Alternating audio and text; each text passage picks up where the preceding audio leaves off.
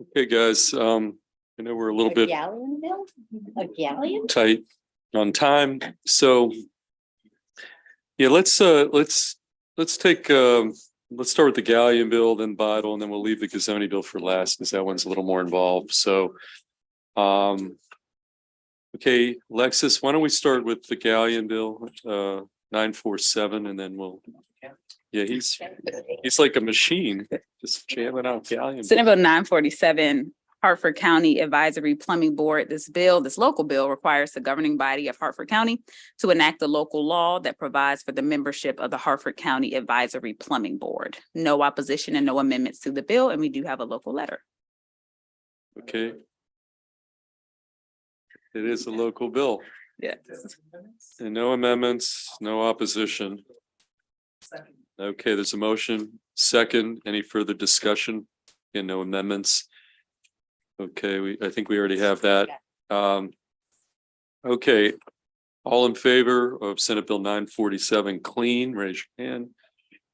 All opposed, that carries unanimously. Plumbers are clean?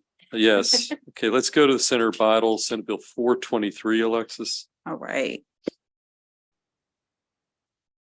Senate Bill 423, State Board of Cosmetologists licensing eyelash extensions.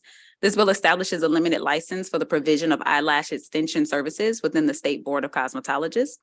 The bill establishes the educational requirements for licensure, requires lessons on eyelash extension services to be provided in continuing education requirements. It authorizes the issuance of a license for an individual who has served as an apprentice or has completed at least 60 hours of education in eyelash extension services in a cosmetology school or has passed an examination. There are two sets of sponsor amendments. One modified the educational requirements under the bill. Education required to be qualified for a limited license is a high school diploma. Under the amendments, high school diploma is modified to a 9th grade education. And additionally, the other set of sponsor amendments that should be found right behind it in the amendment packet requires a licensed cosmetologist who supervises an apprentice eyelash extension provider to begin supervising on January 1st, 2025, and to have continuing education requirements specifically in eyelash extension services. Okay, well, I get the genesis of the bill, I think, is we're dealing with your eye area, and right now there's absolutely no regulation in this space. So that's the bill as introduced, vote on the amendment, Senator Kagan, and then Senator, okay, Senator Kagan, a question? Yeah, I just had a question, and Alexis, you and I talked about this. Is it clear? I mean, I've never gotten eyelash extensions, as people can tell. You're putting glue near my eyes. And I assume it's the application of the eyelashes as well as the removal. I think it's or. I think it could be either of the application, the removal. It could be one of the two or one of the three. So it doesn't necessarily have to be all, but it can be. And the training, the level of training? Mhm. Can you just speak to that again, please? I'm in the bill and I'm looking at cleaning the eye area, applying them, drying the area. So I heard the 9th grade. okay, so it's either the educational requirement, but in addition to that, there has to be either the practical exam, continuing education requirements of 60 hours, or serving under an apprentice. There it is. I hadn't found it. Okay, thank you. No problem. Thank you, Mr. Chair. Okay, any further discussion on the bill with those amendments? Sure, Quick Senator question. Simon. On the second amendment where it says they have to pass 9th grade education. What, and this is more of a policy question. I guess it was high school before that. Now it's 9th grade. I mean, to do this, it would seem you have to be trained in the profession and show skill in that. Why are we putting this barrier there that they know social studies and things like that? I mean, what's the policy reason to say you can't do this if you don't have a certain education requirement? Has nothing to do with cosmetology. It just seems like an extra barrier, and I'm not sure of the policy. Well, as drafted, and you're right, I can't chime in on the intent. And I will say, I do think that's something from the Department of Labor that they requested. But as drafted, the barrier was a little higher. It was an actual diploma. But removing that, modifying it, I'm not quite sure about why, absent the fact that labor, I think, is on board. That could with be a it. discussion for next year. I guess this is Yeah. making it easier with this amendment. I Right, think you're so. talking about Yeah. barriers. This is actually less of a barrier. It was a Right, high no, I was school talking about the diploma. policy in general, why Oh. we even have that barrier to begin with. Sure. I mean, that's, that's a legitimate question. Senator Washington? Yeah, it looks like it's consistent with the earlier section, which is 5-305, which says has completed successfully an education. So it's just making it the same as everything, all the other provisions. So for hair services, for cosmetology broadly, that's the language. Okay, any further discussion about these amendments? Okay, anybody want to move the amendments? Yeah, we moved and seconded. All in favor of the amendments, raise your hand. All opposed, those amendments carry unanimously. We've got the bill in front of us, 423 as amended. Any discussion? Senator Augustine favorable, second, Senator Brooks. Any discussion? Okay, all in favor, Senate Bill 423 as amended, raise your hand. All opposed. 423 as amended carries unanimously, which brings us to our final bill, Senate Bill 848, Senator Gazzoni and Alexis. Senate Bill 848 establishes a statewide rental assistance voucher program in the Department of Housing and Community Development for the provision of housing assistance vouchers for individuals on a federal housing choice voucher waiting list. The bill establishes priority categories for selection to encompass children under 16, military veterans, individuals experiencing homelessness, disabled individuals, or elderly individuals. The bill establishes the terms for denial and termination of assistance, requires a family to verify income within 15 days of being offered assistance.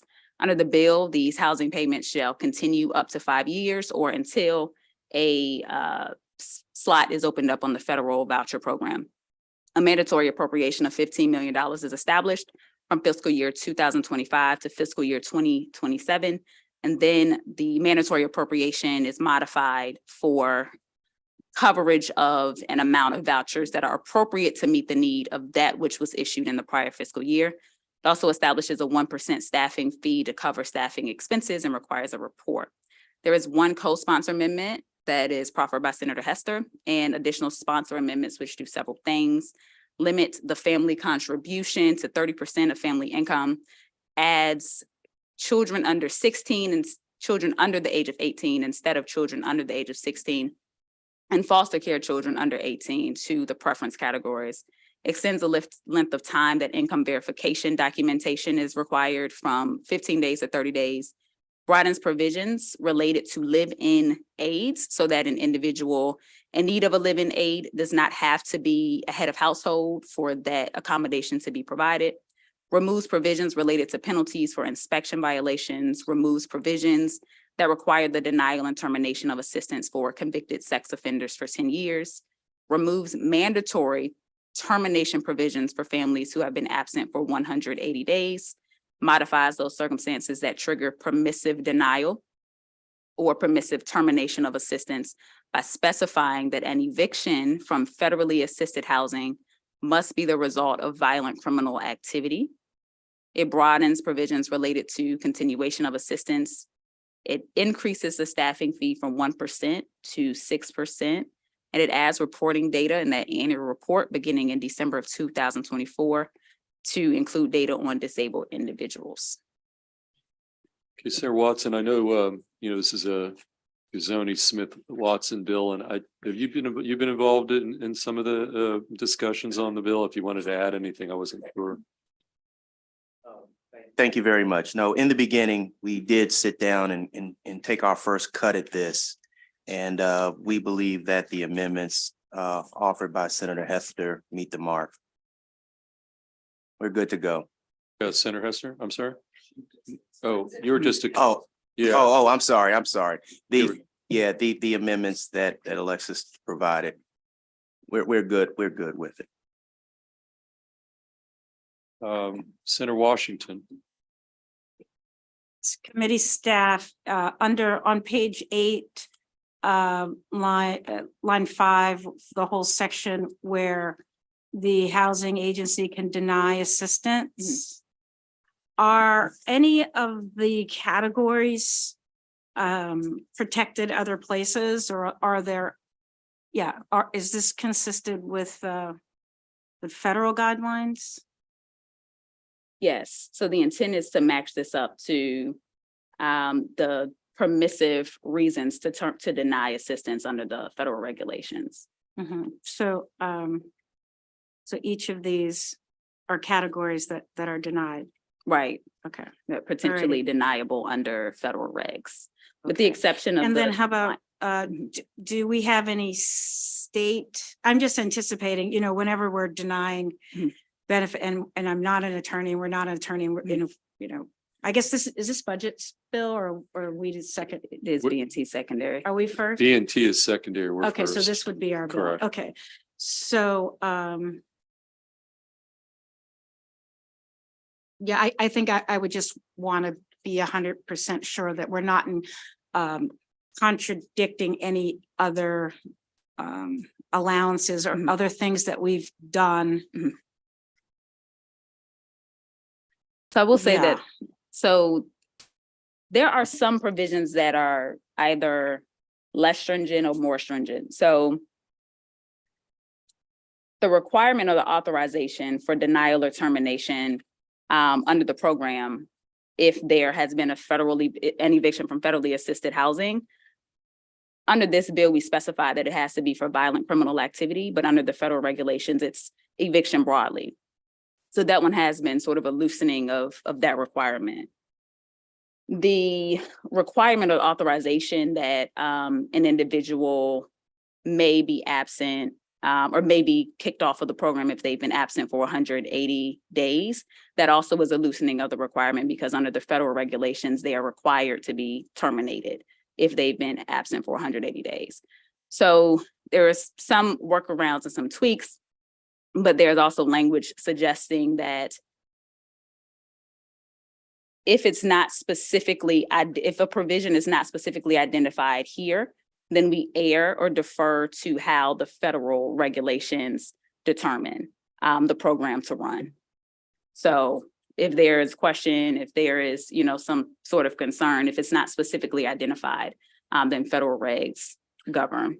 And also, I should add, Aaron Greenfield is in the back. I think he was involved with some of these amendments. So Aaron, just purely for questions, if there's anything, just as if we have some other questions, you might be in a position to supplement whatever Alexis, that might be helpful. So I don't, anything that Senator Washington added or Alexis added? Well, Alexis did a tremendous job as she did with drafting this bill. I would only add that the amendments before you are really a combination of amendments that have been accepted by Disability Rights Maryland, Legal Aid, as well as the Maryland Affordable Housing Coalition, which is comprised of many of the public housing agencies, authorities that would promulgate this program. Okay, Senator Carrozza. Thank you. I'm sorry, your organization again. I'm here on behalf of Maryland Multi-Housing Association. Thank you. Would the amendments change? I saw when I was going through the testimony, there were several organizations that were favorable with amendments, which I'm assuming some of these amendments address, but also there was some straight favorable from realtors and others. So with the amendments, I just want to make sure, do the amendments address certain concerns, but are the other ones that were straight favorable still supportive of these amendments? Well, I can't speak for all the other groups, but I suspect, including Maryland Multi-Housing Association, that the amendments are a fair compromise that we all agreed to. The favorable, pure favorable, remain favorable. And I think those with And amendments. most of the amendments address the concerns raised by the disabilities organizations. Correct. I can't say 100% of their amendments were taken. Most of the amendment process was taken up with Delegate Janelle Wilkins and the Legislative Black Caucus that was involved in this, as well as Delegate Vaughn Stewart and Chairman Gazone. So it was really a collaboration. And my colleague, Senator Watson, is in agreement. Okay, thank you. Okay, additional questions for Alexis, for Mr. Greenfield, Vice Chair Kagan. Thank you. On page 9 of the reprint, lines 21 through 24, the not more than 30% of adjusted gross income. Mhm. I assume that's regardless of source. We've passed legislation like that. So, okay, you said page 9 of the reprint, but I don't see it on page 9. So let On me- page 9, well, bill page 6, but Oh, okay. on Okay. page, yeah, on page 9 of the reprint. So they calculate all sources of income under the federal regulation. So any type of, Government assistance or a Right. job or alimony That's or right. anything. It's right, all- is all calculated in the formula that the departments and the public housing agencies determine. helpful. Thank you. Good Oh. afternoon, everybody. This is Greg Hare from Maryland Department of Housing and Community Development. I did want to make one clarification that the Housing Trades Voucher Program, as it's administered today, households can pay up to 40% of their income towards the rent. Okay, and so we've got the department here as well. You know, we want to make sure everybody's questions get answered here. Additional questions for, yeah. Senator Augustine. I mean, Senator Augustine. yeah, I just want to be added as a co-sponsor. I will say that, and I would actually move the amendments. We have a motion on amendments. Second, Senator, before we take any kind of vote, Senator Simon, are your questions? Yes. I apologize. Can you just, so that we're primary on this, That's right. okay. And then 2, you mentioned something about the federal requirements versus what we're doing here in the state. I don't know if that's on page 8 of the reprint, 8 of 14, where it says a drug-related crime or violent crime. So are those the 2 conditions still in the bill?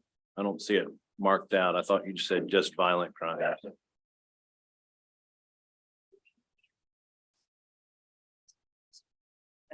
So which page of the reprint, Senator? 8 of 14, handwritten 11. Mine's 22 to 27. Oh, okay. So the federal regulations talk about drug-related crimes in general, but because, as I understand intent, because of everything that's happening with cannabis legalization, the sponsors wanted to hone in on specific crimes under state law to give a little bit of leverage. So that part is unchanged by the amendments as well. So, okay, That so, permissive denial for those drug-related crimes, instead of it being required, or instead of it being under federal law in general. Now, the public housing agency or the department is authorized to deny assistance for a drug-related crime. okay, not, I mean, just. So for a marijuana charge 20 years ago, they could be denied, or 10 years ago?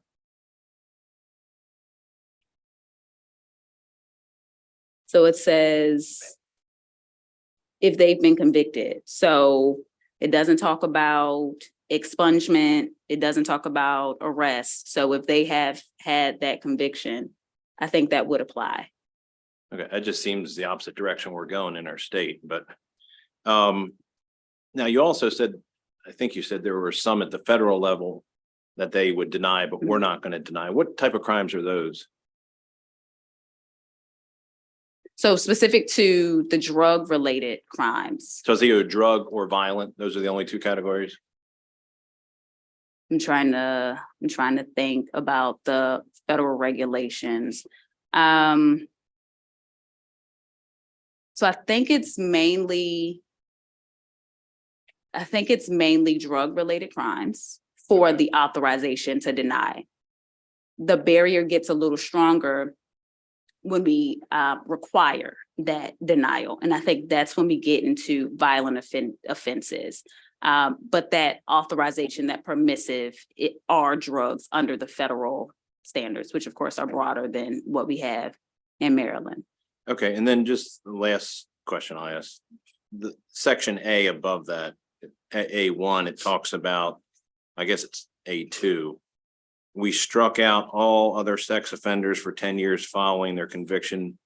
Mhm. What was, I don't know if you know, if you talked to the Mhm. amendment, what was the purpose of that?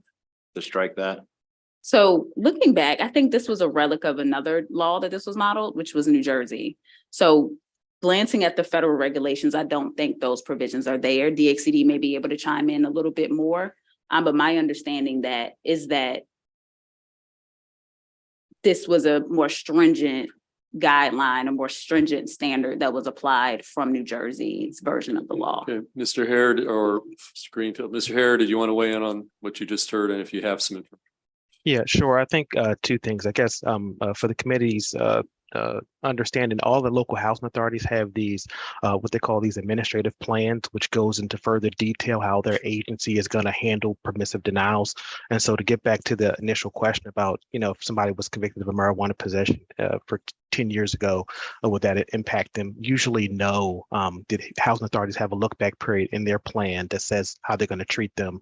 And it still is on a kind of case by case basis. And so even if most people have look back periods 3 to 5 years, but applicants can also appeal that, and they really have a process for where they look at it on an individual basis and individual circumstances. So there's a lot of federal guidelines around that. And similarly, that admin plan will also dictate how they handle people that are registered under the state sex offender registry program as well, where they'll determine if they deny those households overall or if they have a look back period as well.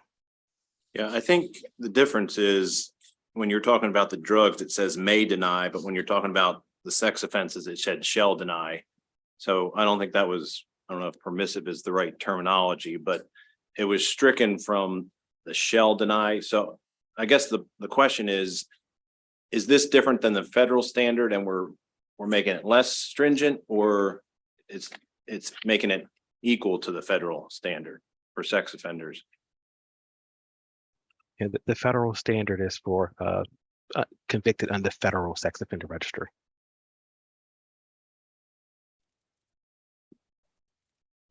Okay, Senator Washington, any questions for me? Thank Yeah. you for that reminder. So what we're doing is, I just want to understand, what we're doing is these are state funds. That's right. So we're setting sort of minimum criteria for the public, for the housing authority of Howard or Baltimore or Somerset, for them to, when they are writing the guidelines for the use of these dollars and who's eligible for receipt of the vouchers.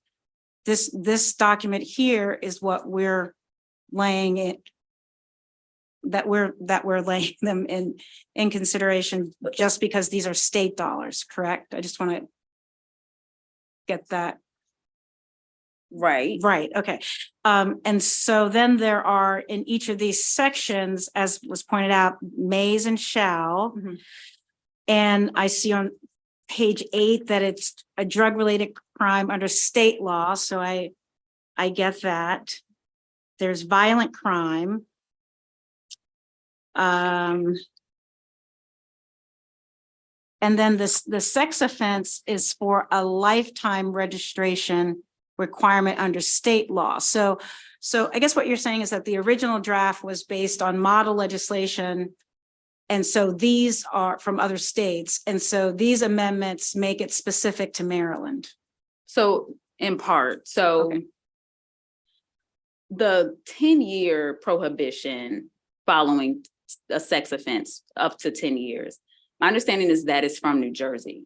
The remainder, when we talk about drug-related crimes and Mhm. sex offenders under a state sex offender registry, that had to be pared down because under the federal law, it applied to federal registry, federal sex offense, and federal drug-related crimes. So of course, to make it applicable to the state, we made it the state. Right. Okay. And that's a policy choice because it could have been federal. I made it seem like Right. Well, it had to we be. didn't. I think that was a policy Right. decision the sponsors made. And then just one question. It seemed like there's some places where they struck it, but then they moved it to another section, Mhm. right? So on page 12 of the reprint, but 9 in the actual bill, when it talks about the 180 consecutive days, it's moved from this one, it's moved from here and now it's under this other section. When determining the denial and termination, it's been moved over there. So is that the case that some have been taken from one section and put Right, into another right, section? right. And so that was the caveat suggesting that, there are several provisions that are intended to accommodate different interest areas or to loosen the standards a little bit. Mhm. But where it's not specifically itemized, deferral or deference is given to the federal guidelines. Right. This in particular came up through disability rights testimony, saying that the termination after absence for 180 days, making that automatic, like immediately triggering eviction for being absent for 180 days is not in alignment with disability rights advocacy. So that was changed from a mandatory to a permitted, but under federal laws, it is mandatory. And then HCD, I want to ask just one. Senator Washington, just to keep everybody on, we have to be back at 3:30 on the floor, so Well- I don't know when we're voting again. I just Okay. want to keep that context here as we're, if there's questions, there's One- questions, but I just want everybody to be mindful of that topic of, we don't take this motion that's on the table up soon.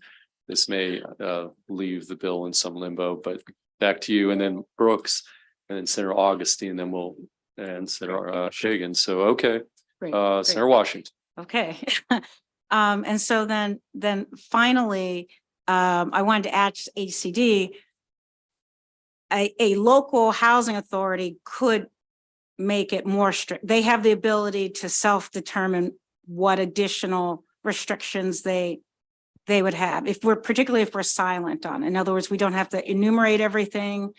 And if we're silent on it, can a local housing authority add additional requirements or no? Yes, that is correct. Great, thank you. Thank you very much. Okay, Senator Brooks, Time there. Senator Augustine, and then, Senator Kagan. Thank you, Mr. Chair. Just super briefly, Alexis, going back to the same page I was before, sorry. Page 9 of the reprint. So first off, before I ask the question, what's our waiting list looking like? Because this is going to help address some of it, but this isn't going to be a magic wand that fixes all things Yeah. and puts people in affordable housing. So it depends, of course, on the jurisdiction, but the fiscal note talks about the average being 20 months. Okay, so having gotten that, page 9 of the reprint, lines 26 through 29, housing assistant payments for a family shall continue for up to 5 years, blah, blah, blah. Sure. So what if suddenly they get a great job, or somebody dies, or the person with disability lives independently, or whatever, their criteria changes? Is that voucher moved to the next person online? The shall for 5 years, but it also says up to 5 years. I'm wondering how often we're checking in and requalifying people. I think it's an annual requalification, and DXCD may be able to chime in, or Aaron, but I think they revisit that income eligibility amount annually pursuant to the lease, which Okay. should be 12 months. Mr. Hare, Hare? do you have, Yeah. can you add something? Quickly, we do, most housing authorities do annual recertification. Some of them do biennially, where they'll do it every 2 years. Additionally, a household's income, because the rent is based on their income, eventually, if they get too much income, then 30 or 40% of their rent is equated to 100% of the contract rent for the unit. So they're essentially a zero housing assistance payment from the state or the housing authority. And they would kind of just wean themselves off of the program. Perfect. Thank you, Mr. Hare. Thanks, Okay, Alexis. additional questions? Okay. Yes, Senator Simon. Thank you. I just wanted to follow up on one of the answers. Senator Washington asked, I think she was saying if they could put more stringent requirements than are in law. And I don't know if that's at the state level or they give that to the counties to do that. But just as an example, we struck out the sex offenders for 10 years following their conviction. Could the state or a county impose that to deny? It sounded like you said they could put additional things. So could they do that? Yes. Okay. All right. Thanks. Okay, any final questions before we take up the motion that's on the table? Sarah Augustine mentioned a sponsor amendment that he wanted to be on. Is there anybody else here in the committee who would like to be added on as a co-sponsor before we Okay. take up? If you raise your hand. Senator Washington, Senator Brooks, Senator Lewis Young. Okay, did we get everybody? That's it. Okay, so we have a sponsor. Okay, all in favor of the sponsor amendment, raise your hand. All opposed, that carries. Now we're to Senator Augustine's motion on the amendments. Was there a second from Senator Washington? Discussion of the amendments. Okay, all in favor of the amendments, raise your hand. All opposed, I believe the amendments carry unanimously. Now we've got a motion. We've got Senator Augustine, Senator Washington. We've got Senate Bill 848 on the table in front of us as amended. Discussion. Okay, all in favor of 848 as amended, raise your hand. All opposed, bill carries unanimously. And that completes our voting session for today. We will see you on the floor at 3. Yeah, that's true. They've Yeah, actually, that's they right. signed Good off point. on it already. It's a No, they're, zoning bill. they're Okay. hearing it at 3:20. Okay, so at 3:20, if you heard why did you hear is it 3:10 or 3:20? They're meeting to do this. So that's why we went on. This is on its way over to B&T right now. Thank you, Alexis.